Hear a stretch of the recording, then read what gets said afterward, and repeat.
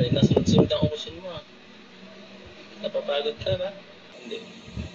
Hindi ka naman napapagod sa mga ano natin dito? Hindi po. Hindi. Nag-enjoy ka? Buti naman. Kasi gusto na akong namin to kasi Reyna, para sa'yo lahat to. Grabe. Thank you. Ano sabi mo rin? Dami pa ng mga pictures dito, no? Ganito.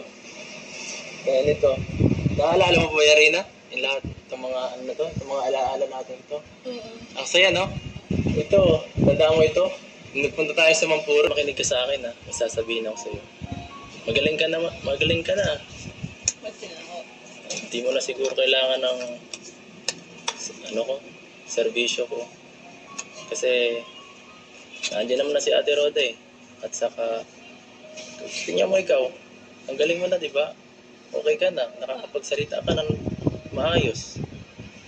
Hindi ka na masyadong pagaya nung sa simula nung pagkakita namin sa'yo na halos hirap makausap at ibang-iba ka na talaga.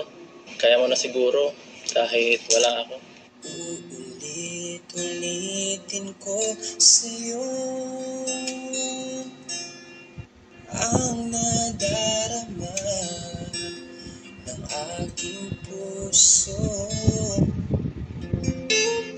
Ang damdamin ko'y para lang sa'yo. Kahit kailan may Reyna, ito matagal ko itong pinag-isipan ha.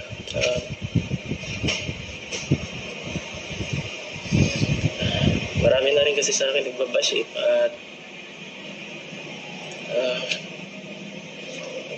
matagal ko itong pinag-isipan at sa tingin ko okay na yung ngayon panahon para ako'y lumayo.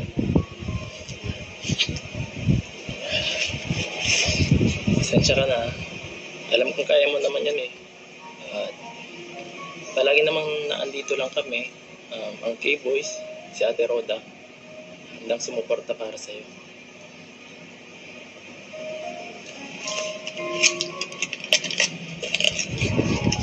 Sorry na. Yun. Ito, may bibigay ako sa'yo.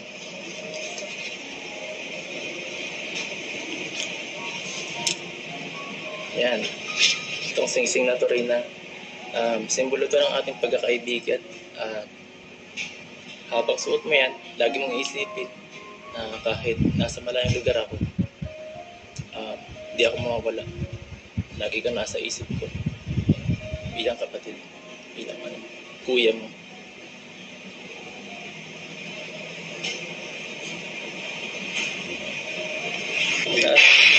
Minayaan mo ako.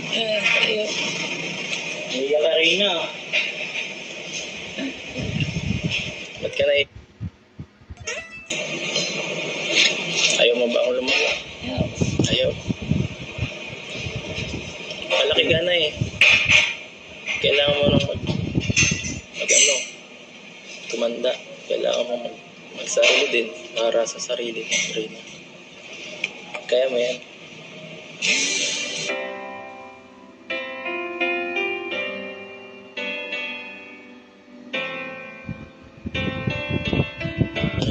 Ate Roda, lagi mong aalagaan ang sarili mo, maliligo ka ha, at para sa sarili mo.